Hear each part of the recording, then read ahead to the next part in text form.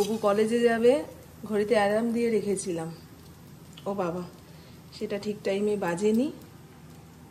6:15-তে চোখ খুলেছে। ব্যাস দৌড়াদৌড়ি করে আসলাম। অবশ্য টিফিনের জন্য কালকে যেটুকু জোগাড় করে রাখার করে রেখেছি, আজকে কড়াইয়ের মধ্যে খালি নেড়ে চেড়ে দিতে হবে। কিন্তু চাউমিন কি করে বানাতে হয় সেটাই ভুলে গেছি, জানেন? মনে হচ্ছে কিছুই মনে পড়ছে না, কি যেন দিলাম না, আরও কি যেন দিতে হয়। কাল বিকেল পর্যন্তও বলেছিল কলেজ নেই, কলেজ যাব না। রাতে হঠাৎ করে বলে, মা আমি কিন্তু কলেজ যাব। ঠিক আছে যেও। এর মধ্যে দিয়ে দিই বলেন। এই কৌটোর মধ্যে স্যালাডটা দিয়েছিলাম, এই ব্যাগে ঢুকছে না, তাই চ্যাপটা বক্সের মধ্যে দিয়ে দিলাম। এবারে পুকুর জন্য এক গ্লাস ছাতু বানাবো। আমাদের বাড়ির সামনে যে স্কুলটা রয়েছে, সকালের প্রার্থনা শুরু হলো, ধনধান্যে পুষ্পে ভরা। চাউমিনে কি দিইনি এতক্ষণ যাবৎ ভাবছি, এখন মনে পড়লো এই একখানা ডিম ফাটিয়ে দেওয়ার কথা ছিল, সেটাই তো দিলাম না, নিরামিষ চাউমিন বানিয়ে দিয়েছি। গদ্দরের কি অবস্থা দেখেছেন? সেদিন জগদ্ধাত্রী পুজোর ভোগ খেয়ে এসে শাড়িটা ওইভাবেই রেখেছি, ওইভাবেই রয়েছে। কে গুছাবে? টাটা টাটা বাবা। এই মরেছে, দেখ। ওঠো, আমরা ওপরের ঘরে যাব। বাবা দেরি হয়ে গেছে। এই কথাটা যেন কান মাথায় বাড়ি মারছিল। Good morning. আজ বৃহস্পতিবার, ঘড়ির কাঁটা সবে 7টার ঘরে। পপু ইন্দ্র বেরিয়ে গেল, আর ইন্দ্র ফেরার পথে বাজারঘাট কিছু করে নিয়ে আসবে মনে হয়। কাল রাতেই জিজ্ঞাসা করছিল, মামুন কিছু আনবো। আমি দূর, এই রাতের বাজারে কিছু পাওয়া যায় না, শুকনা শাকনা নিয়ে আসলে আরো ঘরে অশান্তি। সকালের দিকে নিয়ে আসবে।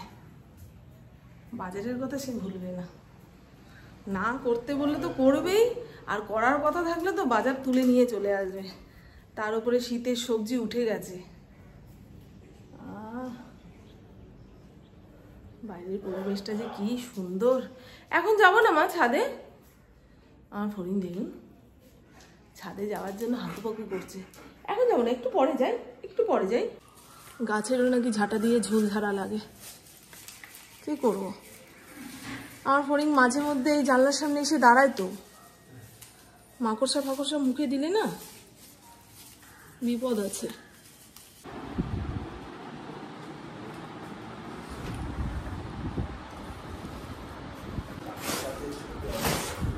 হ্যাঁ বাবা, এত সকাল সকাল চাষিদের কোথায় পেলাম? ঘরের আলু, জমির আলু। আচ্ছা, ঘাউ করবা না কিন্তু, ঠিক আছে? মানুষকে শান্তি দাও। আমার ফড়িং ইন্ডোর গলার আওয়াজ পাবে আর দৌড়াদৌড়ি করবে, ভাবে এই মনে হয় ছাদে গেল। বাবা আমাকে না নিয়েই ছাদে চলে গেল, আমি মনে হয় আর যেতে পারবো না। সকালের দিকে ছাদে নিয়ে যেতেই হবে। দাঁড়া, এখনো তো সময় হয়নি বাবা। ঘরের কাজকর্ম ফেলে সারাদিন তোকে নিয়ে থাকা যায় বল? প্রথম রোদটা যখন বিছানার উপরে এসে পড়ে, দেখতে খুব ভালো লাগে। এই যে হালকা হালকা রোদ আসছে সবে। আজকে উপরের ঘরটা ঝাড় দিয়ে নিই, নিচের ঘরটা মুছতেই হবে। একসঙ্গে ওপর নিচ দুটো ঘর মুছতে গেলে হাঁটু কোমরের হাড় যাবে ক্ষয়ে। কার কাছে অভিযোগ করব যে সারা বাড়ি মুছতে গিয়ে আমার হাঁটু কোমরের হাড় ক্ষয়ে গেছে? কে শুনবে? যাকে বলবো সে বলবে কাজের লোক রাখুন কেন।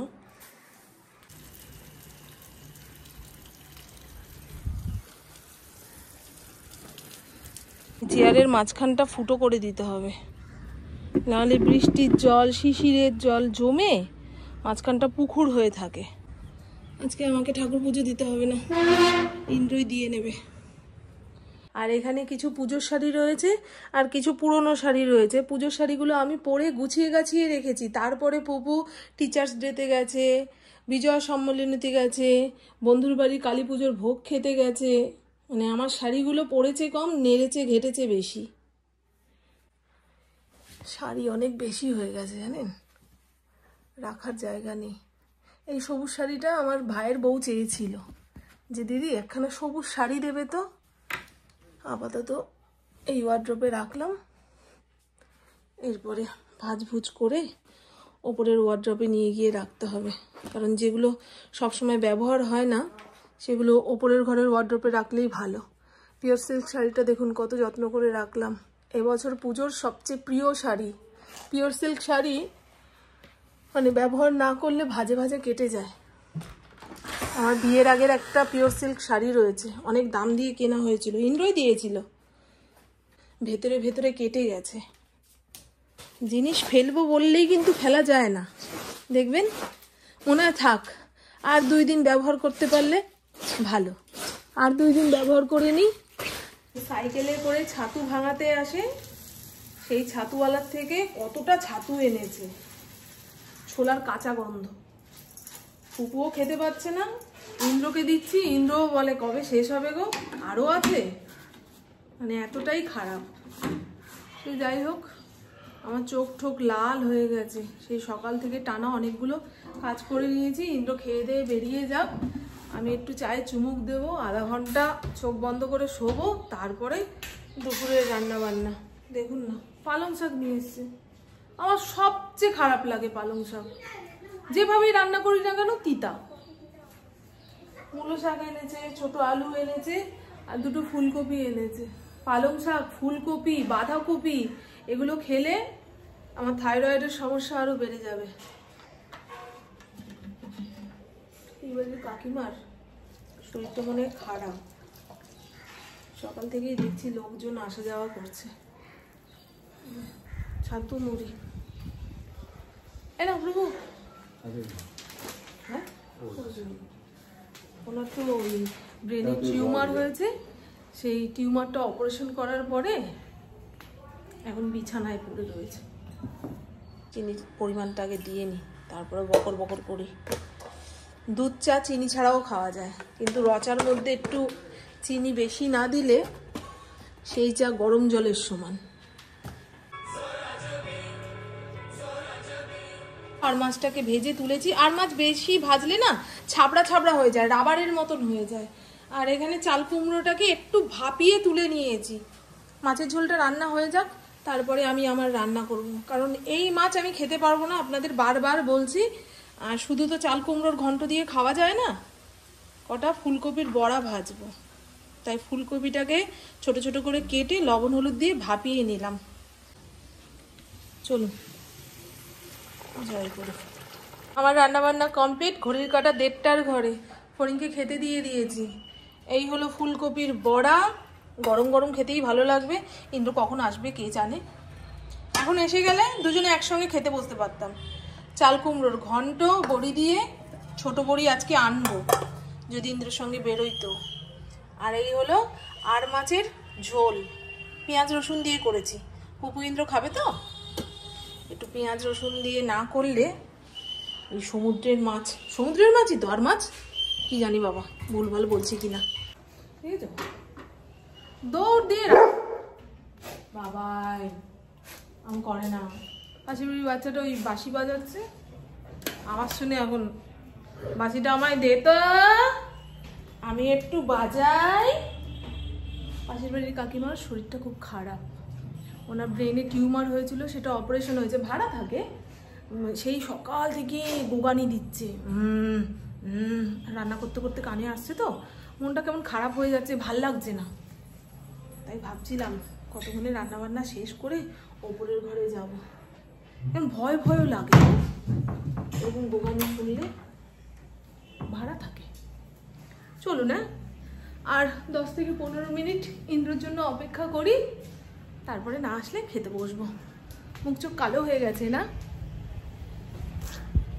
এই যে শীতকালে কোল্ড ক্রিম মেখে মেখে দেখবেন, ঘরে দুয়ারে তো ধুলো পড়েই গেছে, এখন মুখে চোখেও পড়বে, ওতেই অর্ধেক কালো লাগবে, তাই না?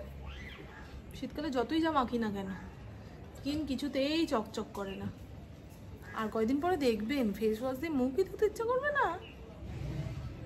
সামনের ওই লেবু গাছটার ওপরে একটা তেলাকুচের গাছ হয়েছে। তেলাকুচের পাতা দিয়ে কখনো জ্যান্ত মাছের ঝোল খেয়েছেন? কিংবা পেঁপে শুক্তো একদিন বানাবো। আর একটুখানি বড় হোক তেলাকুচের গাছটা, আমার মা বানায়, এত সুন্দর হয়। আপনারা কারা কারা তেলাকুচের পাতা খান বলবেন, হ্যাঁ পেট ঠান্ডা করে। তেলাকুচের পাতার রস, তেলাকুচের পাতা দিয়ে মাছের ঝোল।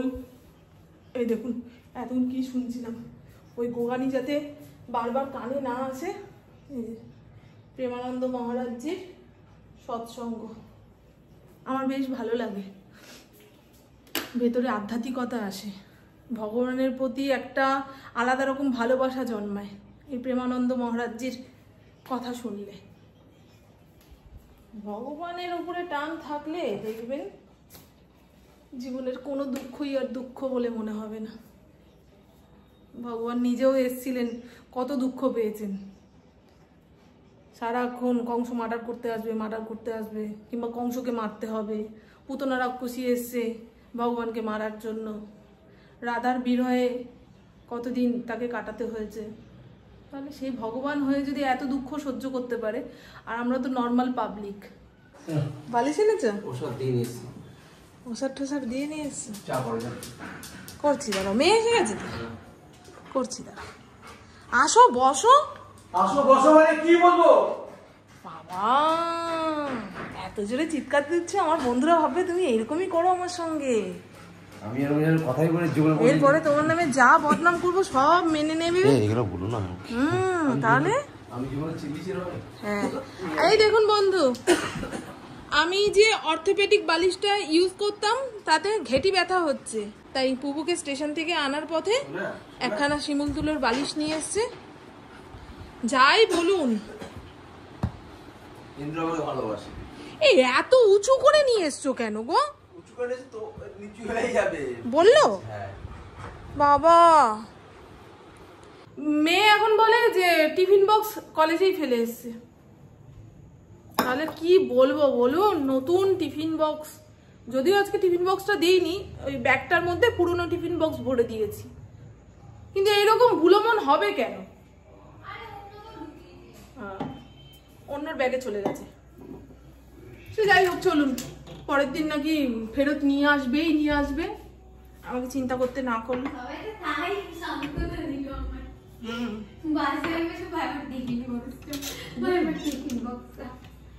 স্কুলে জিনিস হারালে পাওয়া যায়, কলেজে জিনিস হারালে পাওয়া যায় রে। হ্যাঁ, কত দূর দূরান্ত থেকে ছেলেপুলেরা আসে, কার ব্যাগে গেছে না গেছে। সে যাই হোক, সবসময় পজিটিভ চিন্তা করাই ভালো, পেয়ে যাবে আমারও মনে হচ্ছে। ইন্দ্র মনে হয় চাল কুমড়োর তরকারি খায়নি, অনেকটা রয়েছে। এত মহাভারতের নেশা, বাবা, সারাদিন যদি মহাভারত দেখতে দেওয়া হয় তাই দেখবি। কুরুক্ষেত্রের যুদ্ধ শুরু হয়েছে না, এখন কে কি ডায়লগ দিচ্ছে না দিচ্ছে সেগুলোই তো ইম্পর্টেন্ট। কুরুক্ষেত্রের ময়দানেই তো গীতা রচনা হয়েছে না, গীতার বাণী। কি বাটিতে মুড়ি ঢালতে গিয়ে দেখি মুড়ি নেই, দৌড় দিয়ে গেলাম মুদিখানার দোকানে, ফিরে এসে দেখি চা শুকাতে শুকাতে এইটুকু হয়ে গেছে। পুবু কিন্তু সামনেই বসেছিল, বন্ধ করে দে, ওর মাথায় কাজ করে না। চল, এখানে এইটাকে কি বলে বলুন তো, কিন্তু দারুণ খেতে। ভাই খাবি তো? নে বিস্কুট, খাবি না? চ বিস্কুটের কৌটো নে। আর এখানে তেল ছাড়া মুড়ি চানাচুর, তেল দিলে ইন্দ্র আবার খাবে না, চানাচুর খাবে অথচ তেল দিলে খাবে না।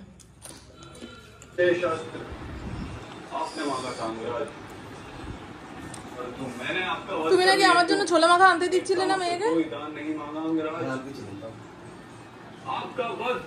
এই তো বন্ধু, জামা কাপড়ের পাহাড় নিয়ে বসেছি। এই সমস্ত গুছিয়ে ফেলতে পারলে ঘর অনেকটা হালকা হবে।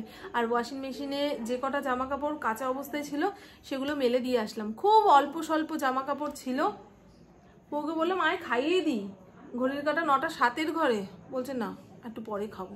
কি বলুন, তার কত পরে খাবে?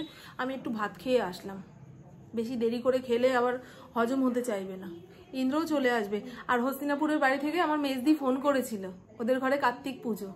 আর কয়দিন ধরে না আমার পুপু বলছে ঘাড়ের এইখান দিয়ে একটা ব্যথা শুরু হয়ে কোমর পর্যন্ত নামছে। কিছুদিন আগে আমি বললাম না আমার এরকম হচ্ছিল, ওই অর্থোপেডিক বালিশে শুয়ে। বালিশ 4 দিন ধরে চেঞ্জ করে দিয়েছি, মানে আমার বালিশটা নিয়ে পুপু শুচ্ছিল, ওর নাকি ব্যথা বিষ চলে গেছে।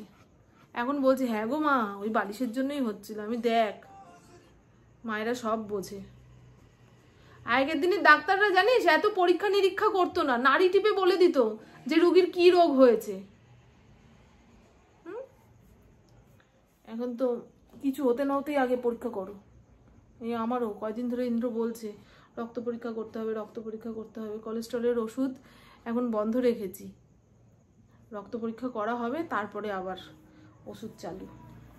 চলুন বন্ধু, হ্যাঁ আমার বকবক আজকের মতন এইটুকুই। আপনারা সবাই খুব খুব খুব ভালো থাকবেন, নিজের শরীরে খেয়াল রাখবেন, সুস্থ থাকবেন, আর অল টাইম স্মাইল করতে হবে। টাটা, খুব ভালো থাকবেন। ইন্দ্র একটু পরে চলে আসবে। না মা, বাবা এসে তোমায় ভাত খেতে দেবে। আজকে খুব জ্বালাচ্ছে, ও খুব জ্বালাচ্ছে। কোন সকালবেলায় ঘুম থেকে উঠেছি, ভাবলাম একটু ঘুমাবো। কিসের ঘুম বাবা! দুপুর 3টে 3:30-র সময় ওই গোবর সার আসছে, মাটি আসছে, অচেনা লোকের আওয়াজ পেয়েছে, ঘ্যাও ঘ্যাও ঘ্যাও ঘ্যাও। বাপরে বাপ, একটু শান্তি পাইনি না মা। আজকে এখানে টয়লেট করে দিচ্ছে, ওখানে টয়লেট করে দিচ্ছে, বদমাইশি। মানে আমি ঘর থেকে ঘরে আটকে রেখেছি তো। বাবা, ঘেউ ঘেউ করে যদি ওকে তেড়ে যায়, সিঁড়ি দিয়ে পড়ে একদম হাত পা ভাঙবে মাটিওয়ালা। না মা, তুমি এত চিৎকার দিয়েছো তো। তারপরে যেই গেট খুলেছি, মানে নেচে নেচে পটি করেছে, নেচে নেচে। এন্ট্রি পরিষ্কার করলো। টাটা বন্ধু, টাটা, খুব ভালো থাকবেন। চোখ মুখ পুরো কালি কালি হয়ে গেল। ওঠো মা, ওঠো, কাজকর্ম সারতে দাও।